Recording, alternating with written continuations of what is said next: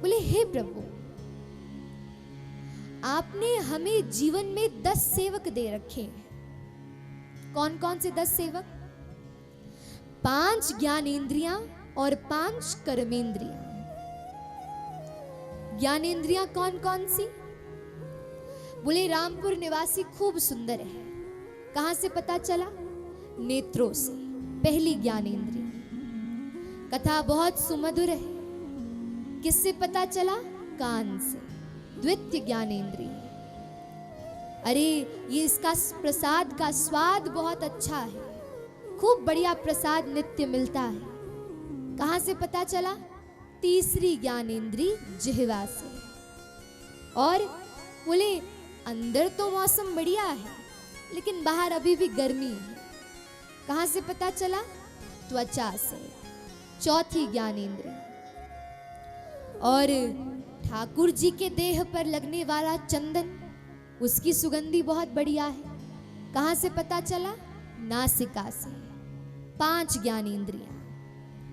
ये 5 ज्ञानेंद्रियां हैं और ऐसी ही 5 कर्मेंद्रियां हैं। हाथ, पैर, मुख और 2 गुप्तेंद्रियां। अब वैसे तो ठाकुर जी ने हमें ये प्रदान करी हमारी सेवा के लिए, जो नित्य हमारी सेवा में संलग्न रहती है। लेकिन देवहूति बोली प्रभु, हमें ऐसा प्रतीत होता है कि कहीं ना कहीं ये हमारी सेवा नहीं करती, अपितु हम लोग इनकी सेवा करने में तत्पर रहते हैं। बोले क्यों?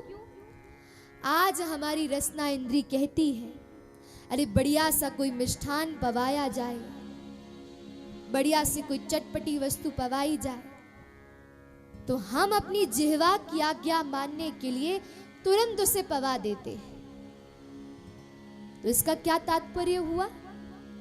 कि वह हमारे सेवक नहीं, हम उनके सेवक हैं। प्रभु, मेरा संपूर्ण जीवन व्यतीत हो गया केवल इच्छाओं की पूर्ति करते करते, लेकिन अभी तक मानो इनकी तृप्ति ना हो। ठाकुर जी बोले मैया, यदि तुम जानती थी कि इनकी तृप्ति नहीं होती तो तुमने इच्छा ही क्यों पूर्ण करी?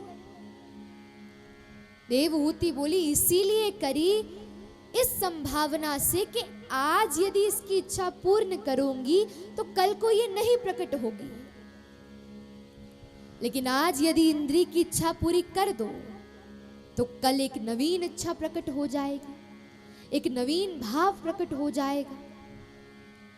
इसलिए प्रभु ये बताइए कि किस प्रकार से मैं इन इंद्रियों की इच्छाओं की तृप्ति कर सकूं।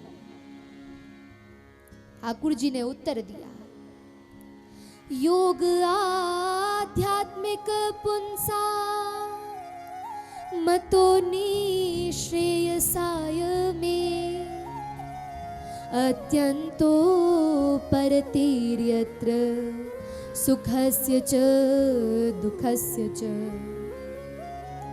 बोले मैया, सत्य कहे तो ये इंद्रियां असद नहीं है। इंद्रियां नहीं होती तो तुम मेरा भजन कैसे कर पाती? कान नहीं होते तो कथा कैसे सुनती? हाथ नहीं होते तो मेरी सेवा कैसे करती? ये इंद्रियां असद नहीं है, इनके पीछे जो बैठा स्वामी है वो असद है। और वो कौन है? मन।